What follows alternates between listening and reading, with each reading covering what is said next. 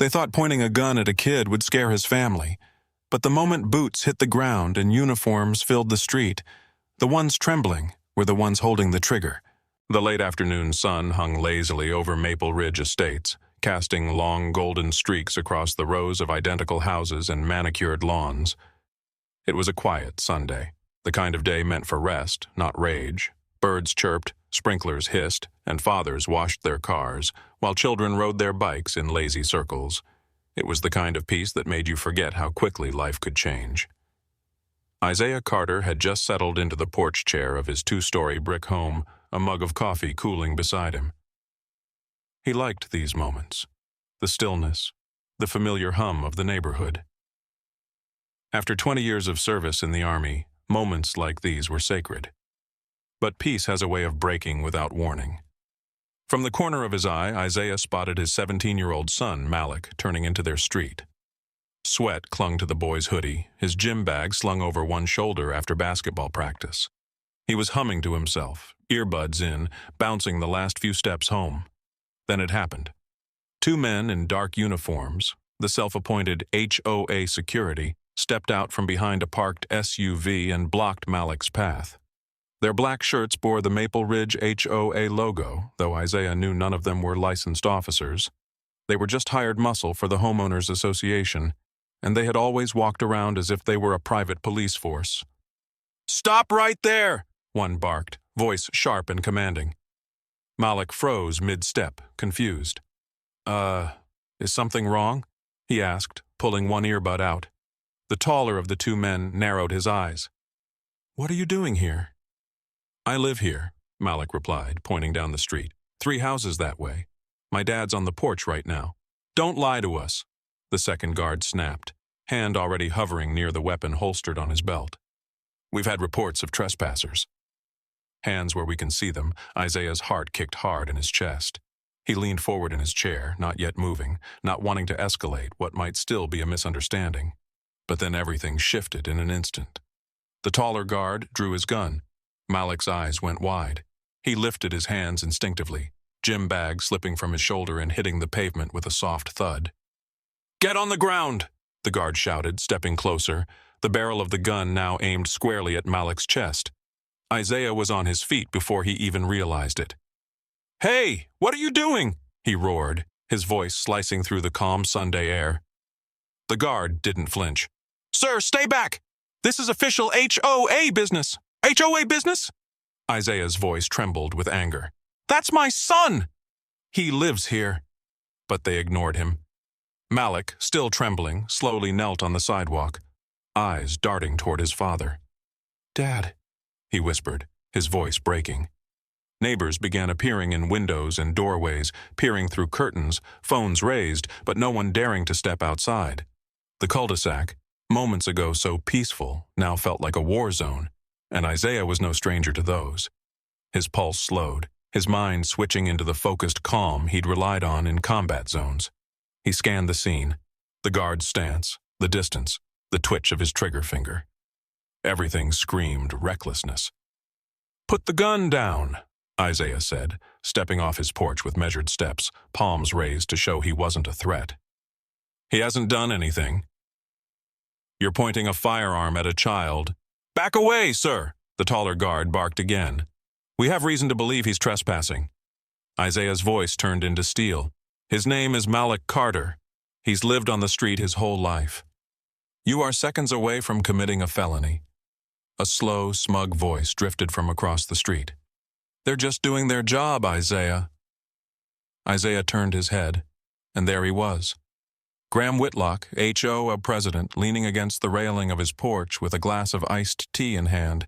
His expensive linen shirt and polished shoes looked wildly out of place in the tension of the moment. And worse than that was the smile on his face. A slow, satisfied grin that made Isaiah's stomach churn. "Your boy should learn some respect," Graham said calmly, as if discussing the weather. "Wandering around dressed like that, no ID on him. He's lucky they're being patient." Isaiah stared at him, disbelief giving way to fury. "Respect? He's coming home from basketball practice, and they're aiming a gun at him on his own street." Graham shrugged, unbothered. "Rules are rules." We take security seriously here. Something in his tone told Isaiah this wasn't about Malik at all. This was about him, about the questions he'd raised at the last HOA meeting about missing funds, about the emails he'd sent asking for financial transparency. Graham had been gunning for him since then, and now he was using Isaiah's son as leverage. The taller guard shifted his grip on the gun. "Final warning, back away." Isaiah stopped moving, but inside his anger was building into something dangerous. He locked eyes with Malik, who was still kneeling, breath shallow and shoulders shaking. "It's okay, son," he said, steady as stone. "Do what they say." Don't move. Minutes dragged like hours. The street was silent except for the distant bark of a dog and the low hum of a passing car. Isaiah knew one wrong move could end everything.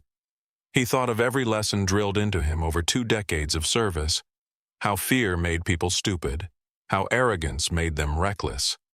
These men were both. Then, from the corner of his eye, Isaiah noticed something, a small red light blinking from the mailbox post beside his porch. His security camera. It had been recording everything since Malik stepped onto the street. Every command, every threat, every second of that drawn weapon was on tape. A slow, cold smile crept across Isaiah's face. "You're making a very big mistake," he said quietly, his voice carrying an edge that made even the armed guard falter for a second. The shorter guard glanced at his partner, uncertainty flickering across his face. "Maybe we should just check his address, man." But the taller one shook his head. "Orders are orders. We detain first, verify later orders." That word confirmed what Isaiah already suspected. This wasn't some rogue decision. Graham had orchestrated this. He had told them to target Malik, and that meant this was bigger than a single bad decision. It was a deliberate act. Finally, the distant wail of a siren echoed down the main road. A neighbor must have called 911. The guards stiffened, exchanging nervous looks. Graham's smug expression twitched just slightly. "Looks like the real police are on their way," Isaiah said, folding his arms. "And when they get here, you're going to have a lot to explain." The taller guard hesitated, then finally lowered his weapon, muttering under his breath. "Get up," he ordered Malik. Malik rose slowly, legs shaking, wiping sweat from his brow. Isaiah rushed to his side and pulled him close, relief washing over him. "You're okay," he whispered, though his voice carried the weight of barely contained rage. The HOA guards backed away, pretending nothing had happened, while Graham clapped his hands once and turned toward his door. "Well," he said with that same infuriating calm, "I'm sure we'll clear this up soon enough." But Isaiah didn't respond. He just stared at Graham, memorizing the sight of that smug grin. Deep inside, a promise was forming, not shouted, not even spoken aloud, but written into every fiber of his being. This was not going to be forgotten. That night, long after the police had come and gone, filing their reports, shaking their heads, muttering about private security overstepping, Isaiah sat in his study replaying the camera footage over and over. Every second of that gun pointed at Malik burned deeper into his memory. And then, something unexpected caught his attention. In the background of the footage, just before the guard drew his weapon, Graham's voice could be faintly heard. Not just talking, directing. "Do it now. Detain him." It was barely audible, but it was there. And it was enough. Enough to prove that this wasn't just an overreaction. It was a coordinated act. Evidence of intent. Isaiah leaned back in his chair, the faint glow of the security footage reflecting in his eyes. Graham thought this was over. He thought Isaiah would rage, maybe file a complaint and then move on. But Isaiah Carter was not built to walk away. He glanced at the framed photo on the wall, his army unit standing shoulder to shoulder in a faraway desert. Men who never backed down, no matter how overwhelming the enemy seemed. That spirit still burned inside him. And as the night deepened outside, Isaiah made himself a silent vow. Graham had crossed a line that could never be uncrossed. And before this was over, the self-proclaimed king of Maple Ridge Estates would learn exactly what it meant to pick a fight with the wrong man. The morning after the gun incident, the air in Maple Ridge Estates felt heavier, charged with the kind of tension that doesn't fade overnight. Isaiah Carter stood by his living room window, coffee cooling in his hands, staring out at the cul-de-sac that now felt more like enemy territory than home. Malik was still asleep upstairs, restless even in dreams after what had happened. Isaiah's mind replayed the moment over and over. The gun, the trembling hands, Graham's smug smile. It wasn't just anger anymore. It was purpose. He watched as Graham strutted across the street in his usual fashion, a clipboard tucked under his arm, sunglasses perched arrogantly on his face. Even from a distance, Graham carried himself like he owned the place. He stopped at a neighbor's yard, pointed at a patch of overgrown grass, and scribbled something on his clipboard. The homeowner, an older man named Harold, stood awkwardly by the door, nodding like a soldier receiving orders. It was always the same. Graham issued commands, and the neighborhood obeyed. Graham Whitlock had taken over the HOA presidency 3 years ago, and in that short time, he had transformed Maple Ridge from a quiet suburban community into his personal fiefdom. Before Graham, the HOA had been little more than a committee that handled landscaping contracts and organized barbecues. After Graham, it was an iron-fisted regime that issued citations for lawn ornaments, fined residents for improper trash can placement, and sent threatening letters over mailbox paint shades that were off by a single tone. He had once fined a single father $200 for hanging laundry on his back porch. Another neighbor had been dragged into a legal battle over a non-compliant fence height. And when anyone questioned his decisions, Graham's response was always the same: rules are rules. But Isaiah knew better. The rules were just weapons, and Graham wielded them with precision. The harassment had started subtly after Isaiah spoke up at a meeting about a suspicious $40,000 beautification project that had appeared on the HOA budget and vanished without a trace. It was allocated to landscaping improvements, Graham had said, brushing off Isaiah's question. But no new trees were planted, no benches appeared, and no receipts were ever produced. After that, Isaiah became a marked man. It began with a citation about excessive noise, issued on a night Isaiah and Malik had been quietly watching a movie. Then came repeated property inspections that always seemed to find some minor infraction. A loose shutter, a slightly crooked mailbox, a garden hose coiled the wrong way. The fines piled up, and then Graham crossed into personal territory, threatening to have Isaiah's car towed because of a faint oil stain on his driveway. Isaiah had seen men like Graham before, not on suburban streets, but in war zones and embassies. Men drunk on control. Men who built their power not through strength, but through fear. The difference was that in those places, Isaiah had the authority to stop them. Here, in his own neighborhood, he had to play a different game.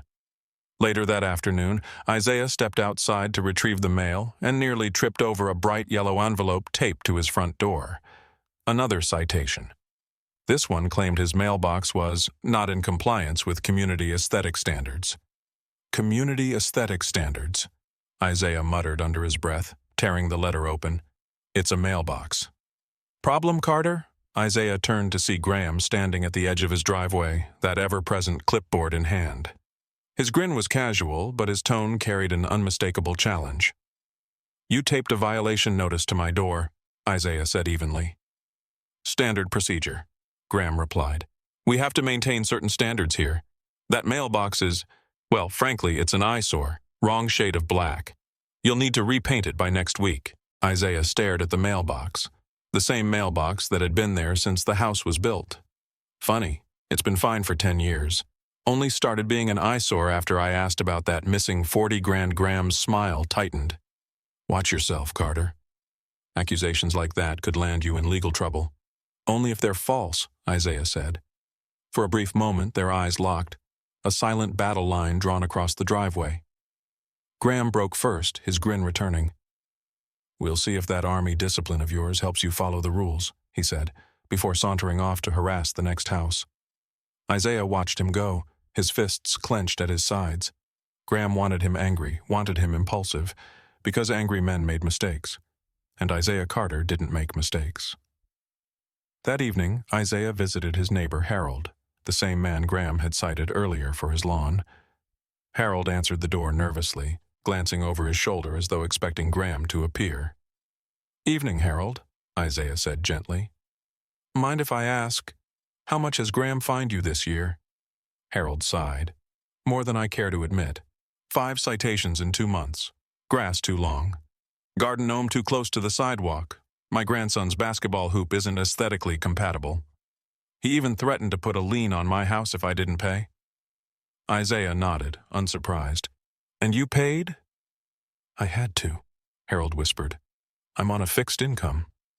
I can't afford a legal fight. Nobody could.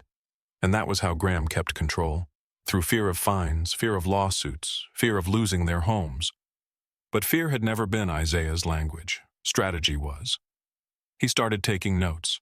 Every complaint, every citation, every word Graham said. He created a file on his computer labeled Whitlock Evidence. Inside it, he documented dates, times, and names. He saved every email, photographed every letter. 2 days later, Isaiah got an unexpected visitor. "Afternoon, Carter," said a heavyset man in a security uniform, one of Graham's so-called guards.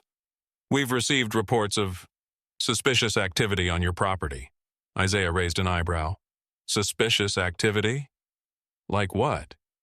The guard glanced around. "We're gonna need to do a perimeter check." "Standard procedure," Isaiah crossed his arms. "Not without a warrant, you're not." The man hesitated. "We don't need a warrant. HOA bylaws give us the right to—" "No, they don't," Isaiah cut in sharply. "And if you step foot on my property again without my permission, I'll have you trespassed. Do I make myself clear?"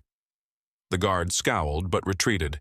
Isaiah watched him go, his jaw tight. Graham was escalating, testing boundaries, seeing how far he could push. But in doing so, he was exposing his own arrogance. And arrogance was a weakness Isaiah knew how to exploit. That night, Isaiah couldn't sleep. He stood by Malik's door, watching his son sleep, the boy's face finally peaceful after days of tension. But Isaiah couldn't shake the image of that gun pointed at his child's chest, and Graham watching from across the street like a puppet master. It wasn't just about HOA fines anymore. This was personal. Around midnight, Isaiah poured himself a glass of water and sat at his desk. He opened the Whitlock Evidence folder and scrolled through the growing pile of documents. But something caught his eye. A receipt attached to one of the HOA's quarterly reports. It was listed as a payment to Maple Ridge Security Solutions for $18,750. He frowned. He'd never heard of that company before. Curious, he searched for the name online. Nothing. No website. No business registration. It didn't exist. Isaiah leaned back, a slow realization dawning. Graham hadn't just hired unlicensed guards. He'd created a shell company and funneled HOA money into it. The missing $40,000 suddenly made a lot more sense. "Got you," Isaiah whispered into the empty room. The next morning, a letter arrived. Another citation, this time for excessive weeds in his backyard. Isaiah laughed. The timing was almost too perfect. Graham had no idea how much he was revealing with each petty move. As Isaiah walked back inside, Malik came down the stairs, backpack slung over his shoulder. "Dad," he said quietly, "I don't want to walk home from practice anymore." Isaiah's heart clenched. "You're safe here, son," he said softly. "I promise you no one is ever going to point a gun at you again." Malik looked unconvinced. I don't want them to see me as a problem." Isaiah placed a steady hand on his son's shoulder. "You're not the problem," he said firmly. "He is." And as he watched Malik walk to the bus stop, Isaiah felt the same resolve harden inside him. Graham believed he was untouchable, that the HOA shielded him from consequences. But Isaiah had spent his life dismantling enemies who thought they were untouchable. And when it did, Isaiah vowed, Graham wouldn't just lose his throne, he'd lose everything he had built. Isaiah glanced across the street one last time. Graham was on his porch again, clipboard in hand, issuing orders. But this time, Isaiah didn't feel anger. He felt something colder, calculated, because Graham believed he was the hunter. But he was already caught in a trap, one he didn't even know existed. And Isaiah Carter had just begun to tighten the snare. The morning after the gun incident dawned heavy and gray, as if the sky itself shared my fury. Sleep had been impossible. Every time I closed my eyes, I saw Malik's face frozen in terror, his hands trembling as a stranger's gun pointed at his chest. I had replayed that moment 1,000 times, each replay hardening something inside me. It was no longer just about a power-hungry HOA president throwing his weight around. Graham had crossed a line that could never be uncrossed. I was pouring my first cup of coffee when the envelope arrived. No return address, just the HOA logo stamped across the top like a brand. Malik slid it across the table, his eyes still clouded from the night before. "It was taped to the door," he muttered, his voice quiet, distant. I tore it open. The words inside made my blood run cold. "Notice of trespass. Effective immediately. Your son, Malik Johnson, is hereby prohibited from entering or utilizing any HOA-maintained common areas due to a recent violation of community security protocols." I stopped reading. My hands tightened around the paper. Trespassing? In his own neighborhood? It wasn't just absurd. It was malicious. A thin attempt to turn a victim into a criminal. "Dad!" Malik's voice broke through my storm of thoughts. "Did I do something wrong?" I set the letter down and forced my voice to stay calm. "No, son. You didn't do anything wrong. Someone's just trying to scare us." But Graham wasn't finished. That afternoon, another envelope arrived. This one certified, official-looking. It contained a $5,000 security violation fee payable to a private company called Sentinel Community Enforcement. The letter threatened additional legal consequences if payment wasn't received within 10 business days. I stared at the letterhead for a long time. Sentinel. The name rang a bell. It was the same company logo stitched onto the fake uniforms the officers had been wearing the day before. And a quick check of the company's registration revealed what I suspected all along. Sentinel Community Enforcement was wholly owned by Graham Holdings, LLC. That wasn't just corruption. That was extortion and a felony. I sat back in my chair and exhaled slowly. This was no longer about HOA disputes or petty fines. This was organized fraud, intimidation, and possibly racketeering. And Graham had left his fingerprints all over it. Most people would have been crushed by that level of pressure. That was what Graham counted on. Fear. Fear of legal jargon. Fear of expensive court battles. Fear of being ostracized by neighbors. He wielded it like a weapon, and it had worked for years. But I had been through worse than this. 20 years in the Army teaches a man patience, discipline, and how to win battles without firing a shot. Graham thought I was just another quiet homeowner who'd eventually give up. He had no idea he was trying to bully a soldier. That night, I pulled a small notebook from my desk drawer, a habit I'd kept from my service days. I flipped to a clean page and wrote at the top, Operation Paper Trail. Step 1 was evidence. I started by installing 3 new cameras on the exterior of my property, one facing the street, one at the mailbox, and one discreetly tucked beneath the eaves, aimed directly at Graham's house. If he or his officers tried anything again, I'd have a clear record of it. I dug through every letter, email, and notice the HOA had sent me over the past 2 years, sorting them by date and category. Patterns began to emerge. Fines issued only after I spoke up at meetings, inspections always scheduled the day after I questioned an expense, violation letters that referenced rules that didn't even exist in the bylaws. Each one was another puzzle piece, and together they painted a damning picture. The next step was intelligence. I called an old friend, Marcus Hayes, a retired detective I'd served with overseas before he joined the police force. He picked up on the second ring. "Hayes," he said, his voice gravelly as ever. "It's Johnson," I replied. "I need your help digging into someone." There was a pause. "HOA trouble?" "Worse. Extortion, fraud, possibly more. I'll explain when you get here." Hayes showed up the next afternoon with a worn leather satchel and the same sharp gaze that had made him one of the best investigators I'd ever known. I handed him the Sentinel documents and watched as his eyes narrowed. "Company registered to Graham Holdings," he muttered. "Address matches his home." "That's sloppy, I agreed, but useful." We spent hours combing through public records, digging into Sentinel's business filings, and tracing every shell company linked to Graham. What we found shocked even Hayes. Sentinel wasn't licensed as a security firm. Its officers had no state certifications. Its contracts, including the one authorizing them to patrol our neighborhood, were signed only by Graham himself, without any HOA board approval. "This isn't just shady," Hayes said, leaning back in his chair. "This is criminal. Fraud impersonating law enforcement, misuse of HOA funds, And if he's funneling dues into this company, we're talking about serious financial crimes.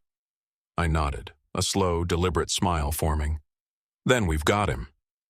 But Graham was getting bolder. That weekend, 2 Sentinel officers showed up at my door, claiming they were conducting a routine inspection. I stepped outside and closed the door behind me. "You're trespassing," I said evenly. "Leave my property." One of them smirked. "We have authority from the HOA." "Show me the warrant," I replied. He shifted uncomfortably. "We don't need one." "Then you're leaving," I said, stepping forward just enough to make them take a step back. "Now."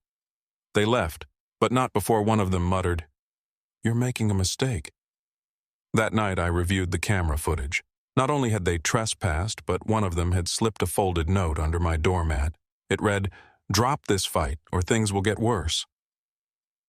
I stared at the words for a long time, my jaw tight.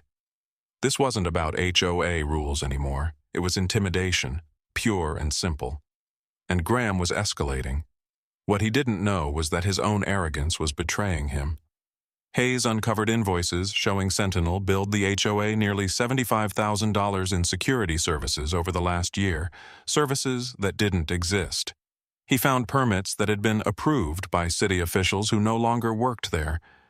And buried in a public record search was the most explosive piece of all, a lawsuit from another neighborhood where Sentinel had been caught installing illegal surveillance cameras and fined heavily by the state.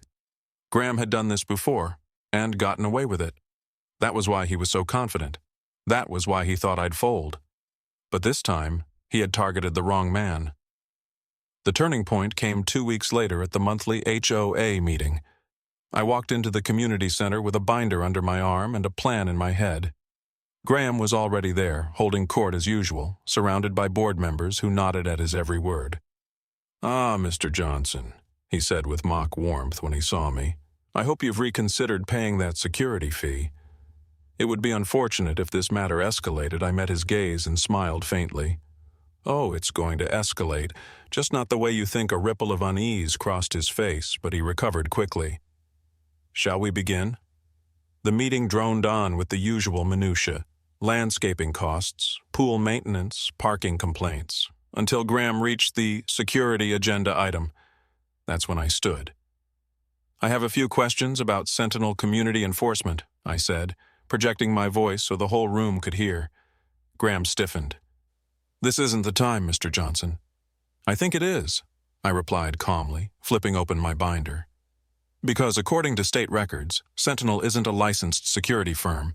Its officers have no legal authority to patrol our streets, and the company is owned entirely by you."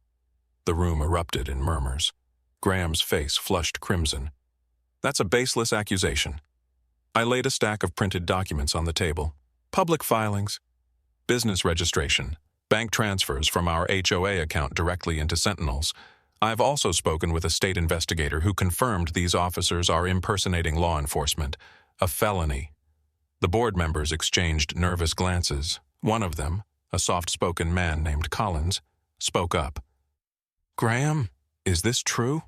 Graham stammered, searching for words. "It's complicated. The company provides valuable..." "Valuable?" I interrupted. "One of your men pointed a gun at my son last week, a child who lives here, and now you're trying to charge me $5,000 for a made-up violation."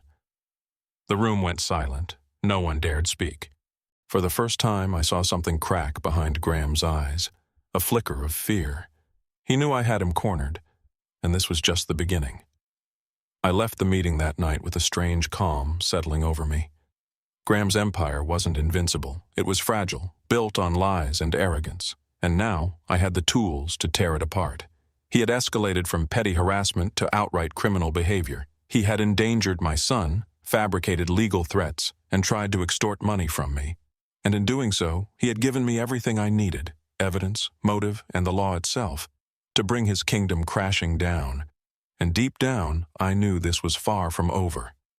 Because Graham had just made the biggest mistake of his life, and he had no idea how close his empire was to falling apart. The night after that explosive HOA meeting, I sat alone in my study, the room lit only by the glow of a single desk lamp. The binder of evidence lay open before me. Contracts, photos, forged signatures, bank transfers. Every scrap of proof I had painstakingly collected over the past weeks. It was enough to ruin Graham's presidency, maybe even put him behind bars, but I knew better than to rush. A man like Graham didn't fall from a single blow. He had to be dismantled piece by piece until the very foundation of his power crumbled beneath him, and I had just the team to do it. I reached for my phone and scrolled through my contacts until I landed on a name I hadn't called in years. "Captain Ross," I muttered under my breath as the line began to ring. The voice on the other end was gruffer than I remembered. "Johnson. Haven't heard that name in a while, Ross," I said, leaning back in my chair. "I've got a situation on my hands. It's local, but it's ugly. Corruption, fraud, maybe federal-level stuff. And I can't tackle it alone." There was a pause. Then a slow, deliberate, "Tell me everything." By the end of that call, Operation HO, a freedom was born. Over the next several days, my quiet suburban home turned into a war room. Around my dining table sat men I trusted with my life. Former Army brothers who had since become lawyers, cybersecurity experts, private investigators, and even a federal compliance officer. These weren't just old war buddies. They were some of the most capable men I'd ever served with, each bringing a unique skill set to the fight. "First order of business," Ross said as he laid out a laptop and connected it to the neighborhood's public records portal. "We map every cent Graham's touched." Within hours, we traced a pattern that made everyone in the room go silent. Tens of thousands of dollars in HOA dues had been siphoned into shell accounts linked to Graham Holdings LLC. Payments labeled as beautification and maintenance funneled into Sentinel Community Enforcement. And deeper still, a web of false vendors, companies that didn't exist, issuing invoices that Graham himself had approved. "This isn't petty theft," said Daniel Kim, a former JAG lawyer. "This is systematic embezzlement, state and federal levels of crime." "And look here," Ross added, tapping the screen. "These officers he hired? No state security licenses. The company's insurance expired last year. He's exposing the HOA to massive liability piece by piece. The puzzle came together. What looked like a small-scale neighborhood power trip was, in reality, a sophisticated fraud network that Graham had been running unchecked for years. But that wasn't all. As we dug deeper, we discovered something explosive. A series of forged signatures on official HOA documents. They belonged to residents who had never signed anything, used to pass motions and approve contracts no one had agreed to. "Forgery," Kim muttered, shaking his head. "This just went from civil to criminal." "Hard-time criminal," I stared at the screen, my jaw tightening. "He's been robbing people under the guise of community service. And now he's threatening children with guns to silence dissent." Ross looked up at me. "So what's the next move?" I exhaled slowly. "We build a case. A real one. And when we drop it, we make sure he can't wriggle out." The second phase of Operation HOA Freedom was about winning hearts and minds. Graham's power thrived on silence. Neighbors too intimidated or too apathetic to speak up. That had to change. I spent days walking door to door, binder in hand, knocking on every house in the neighborhood. At first, people were hesitant. Some wouldn't open the door. Others whispered their fears of retaliation. But once I showed them the proof, the fake invoices, the bogus contracts, the photos of unlicensed guards, their fear turned into something else. Anger. "I knew those cameras were illegal," muttered Mr. Parker from across the street, shaking his head as he signed a sworn statement. "He told me it was for our safety. Now I know he's been spying on us." "He fined me $800 for planting the wrong kind of flowers," said Mr. Alvarez, his voice trembling with rage. "Now you're telling me that money went straight into his pocket?" One by one, they came forward. Statements poured in. Residents bullied into silence, threatened with lawsuits, hit with bogus fees. A few even admitted they'd seen Graham sign documents in their names. By the end of the week, my binder had grown into a 300-page case file so detailed it could break his entire operation wide open. But we weren't done yet. The cybersecurity team, led by my old friend Malik Reed, had managed to infiltrate Sentinel's unsecured online database. What they found was a gold mine: falsified patrol logs, doctored training certificates, and an internal email where Graham himself instructed his staff to show force against troublemakers. One file even documented the incident with my son, rewritten to claim Malik had attempted to flee and resisted lawful commands. Reed turned his laptop toward me. He's not just lying to the board. He's creating a false paper trail to cover himself. Then we burn it down with the truth, I replied. The plan was set. The next HOA meeting was 2 weeks away. That gave us time to prepare and time to ensure Graham wouldn't see it coming. The night before the meeting, we ran through the operation one last time. Ross and Kim double-checked the evidence packets. Reed compiled a timeline of digital forensics.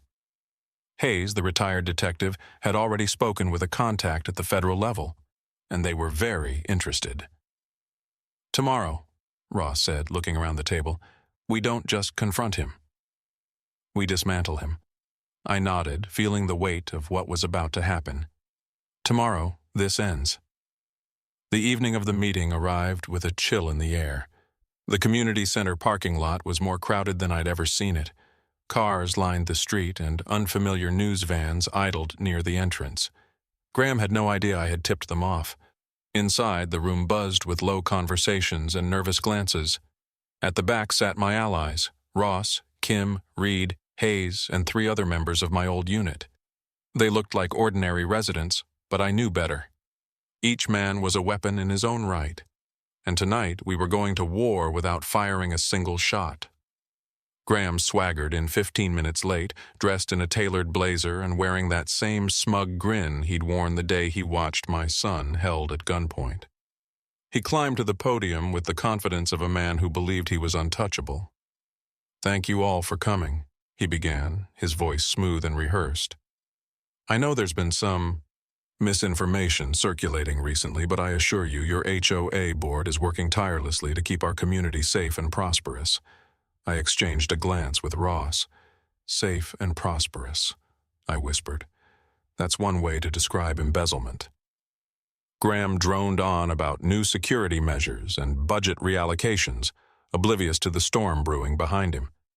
Then, right on cue, the back doors opened, and 3 federal agents stepped inside, followed by 2 local detectives and a cameraman from Channel 7 News. The room fell silent. "Excuse me," said Agent Morales, flashing his badge. "We're with the Federal Housing Integrity Task Force. We have some questions for the board." Graham froze mid-sentence. His eyes darted toward the back of the room, toward me.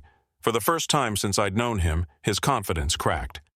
What is this?" he stammered. "This is a private meeting."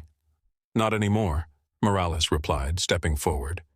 "We've received multiple complaints of fraud, misuse of HOA funds, and impersonation of law enforcement. We're here to review some documents." That was my cue. I rose from my seat, the binder in my hands. "I believe these are the documents you're looking for." I handed Morales the 300-page case file. The room buzzed with shocked whispers as he flipped through page after page. Graham tried to speak, but Morales raised a hand. "Mr. Graham, we're going to need you to come with us." "Come with you?" Graham sputtered, sweat forming at his temple. "This is outrageous. I'm the president of this HOA." "Not anymore," said one of the detectives, stepping forward with a pair of handcuffs. "You're under investigation for fraud, forgery, extortion, and impersonation of law enforcement. And if even half of this holds up in court, you're looking at serious time." Gasps rippled through the crowd as the officers took Graham by the arms. He twisted and shouted, "This isn't over. You hear me? None of this will stick." But his words fell flat. Because for the first time, the neighbors weren't looking at him with fear. They were looking at him with fury. And they were looking at me with gratitude. As they led Graham out of the building, I felt a weight lift from my shoulders. A weight I hadn't realized I'd been carrying since the day those fake officers pointed a gun at my son. Operation HOA Freedom had done its job, but I knew this wasn't the end. Investigations take time, and men like Graham don't go down without a fight. Still, as I watched him disappear into the back of a squad car, I knew one thing for certain. He had built his little empire on lies and greed. And now, it was all about to come crashing down. The evening air was heavy with anticipation as the sun dipped below the rooftops, painting the sky a deep crimson. The community center's parking lot was packed tighter than anyone could remember. News vans with satellite dishes crowded the entrance, their crews rushing to set up cameras and microphones. Neighbors who had never attended an HOA meeting before now streamed through the double doors, their conversations low but buzzing with expectation. Something was in the air. A storm they could all feel was about to break. Inside, the fluorescent lights hummed softly over rows of metal chairs. At the front of the room stood a podium draped with the HOA's banner, and beside it, a long table where Graham and his board usually sat like kings surveying their subjects. Graham himself stood near the podium, laughing and shaking hands with the board members as if nothing unusual was happening tonight. His trademark confidence was on full display. Slick suit, perfect tie, and that same smirk that had fueled his reign over the neighborhood for years. But what he didn't see was the quiet war forming in the back row. I sat there with my old Army buddies, men whose discipline and calm could change the course of a battlefield. On either side of us were federal agents in plain clothes, their eyes scanning the room. And just behind them, the local news crews were unpacking tripods, adjusting lenses, and preparing to broadcast what was about to unfold. The weight of the binder in my lap felt almost alive. 300 pages of evidence, months of work, and the key to ending Graham's tyranny once and for all. The meeting began as it always did. Graham strode to the podium, rapped it twice with his knuckles, and cleared his throat loudly. "Let's come to order," he barked, his voice sharp and commanding. "We've got a full agenda tonight, and I expect everyone to keep their comments brief and respectful." He started with the usual list of complaints. Lawns that were too long, mailboxes painted the wrong shade, basketball hoops left out overnight. Each one was delivered with a sneer, followed by a threat of fines or legal action. It was the same performance he had perfected over the years, and the crowd listened in tense silence. But tonight, there was something different in the air. People weren't shrinking under his gaze. They were watching him closely, their faces harder than before, their patience worn thin. Halfway through his speech, as Graham was lecturing a homeowner about the sanctity of property values, I stood up. The sudden movement drew eyes from every corner of the room. Graham paused mid-sentence, frowning at me with irritation. "Yes?" he said, the word dripping with disdain. "Do you have a comment?" "I do," I replied, my voice steady as I stepped into the aisle. "But it's not just a comment. It's something this entire community deserves to see." I walked toward the front, the thick binder held firmly in my hand. Every step felt heavier than the last, but also more certain. For months I had dreamed of this moment. The day Graham's arrogance would collide with the truth he could no longer hide from. Graham gave a mocking chuckle. "Oh, this should be good. Go ahead, enlighten us." I stopped just short of the podium and faced the crowd instead. "For years," I began, "we've trusted this HOA with our money, our property, and our peace of mind. And for years, we've been lied to." A murmur rippled through the audience. Graham's smirk faltered for the first time. "Tonight," I continued, holding up the binder, "we're going to see exactly where that trust, and our money, has been going." I nodded toward the technician standing by the projector, a neighbor I had briefed earlier. The lights dimmed, and the first slide appeared on the large screen behind Graham. It was a bank statement. "Let's start simple," I said. "This is an account registered to a company called Stonegate Management Solutions. That company received over $180,000 in payments from the HOA over the past 3 years. Here's the problem. Stonegate doesn't exist, not legally. It's a shell company registered under one name. I let the silence stretch before dropping the hammer. Graham's. Gasps filled the room. Several people stood, craning their necks to see the screen better. Graham took a step back from the podium, his face paling. "That's absurd," he blustered, his voice shaky but still trying for authority. "This is taken out of context. You don't know what you're talking about." "Oh, I know exactly what I'm talking about," I said calmly. "And so do they." I gestured toward the back of the room.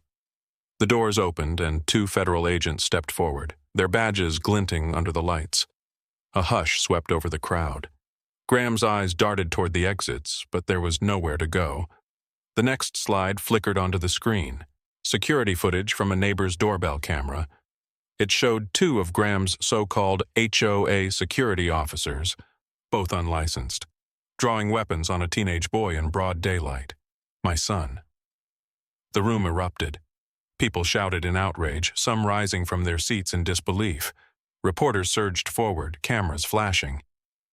"This," I said, raising my voice over the noise, "is what Graham's private army has been doing. Intimidating our children, breaking the law, acting as if they are above it." "Turn that off," Graham shouted, slamming a fist on the podium. "This meeting is over." "No," I said firmly, stepping closer. "It's just getting started." Another slide appeared, copies of HOA documents with signatures side by side. One set was genuine, the other, crude forgeries traced back to Graham's office printer. Gasps turned into angry shouts. Several neighbors who had once feared Graham were now on their feet, pointing and demanding answers. "This is fraud," one man yelled. "He forged my signature," another shouted from the back. Graham's voice cracked as he tried to regain control. "These are lies. All of them. This is some vendetta. He's trying to hold you accountable," I interrupted. "Yes, that's exactly what this is." As if on cue, a final slide appeared, a spreadsheet compiled by the cybersecurity team I had worked with. It detailed every suspicious transaction, every misappropriated dollar, every piece of evidence tying Graham to a network of fraudulent contracts and self-dealing schemes. By now, Graham was visibly sweating. His hands trembled as he clutched the podium. And then, just as he opened his mouth to speak again, a firm voice cut through the chaos. "Graham Ellis," an agent said, stepping forward and pulling a pair of handcuffs from his belt. "You are under arrest for fraud, forgery, assault, and multiple federal violations." The room fell silent. Cameras zoomed in. Neighbors held their breath. "This is a mistake," Graham sputtered, backing away. "You can't do this. I run this neighborhood." "Not anymore," the agent replied flatly. As the cuffs clicked around his wrists, Graham's knees buckled. His once imposing figure now looked small and broken under the weight of the evidence. The board members at the table shifted nervously, several of them slipping out of their chairs and quietly exiting the room before their names could be called next. And then came the final blow. The doors at the back swung open again, and 6 of my army brothers stepped inside. Not in suits or plain clothes this time, but in full uniform. Their presence was like a tidal wave. The so-called security team, the same men who had once drawn weapons on Malik, instantly froze. Their hands went up without a word. Within seconds, they were disarmed and escorted out, no resistance offered. The crowd broke into applause. Some shouted, others cried. A few simply stood in stunned silence, trying to process the downfall of the man who had ruled their lives for so long. Reporters rushed forward, microphones thrust toward anyone willing to speak, and in the middle of it all, Graham was led through the room in handcuffs, his eyes darting wildly as flashbulbs exploded around him. "Tell them the truth," he shouted, his voice cracking with desperation. "This neighborhood will fall apart without me." But no one listened. No one believed him anymore. That night, the HOA board voted unanimously to dissolve itself. In its place, a new board was formed, composed of the very people Graham had bullied and silenced for years, people who understood what community really meant. A week later, the neighborhood was almost unrecognizable. The armed guards were gone. The constant threats had vanished. And on a warm Saturday, they thought pointing a gun at a kid would scare his family. But the moment boots hit the ground and uniforms filled the street, the ones trembling were the ones holding the trigger.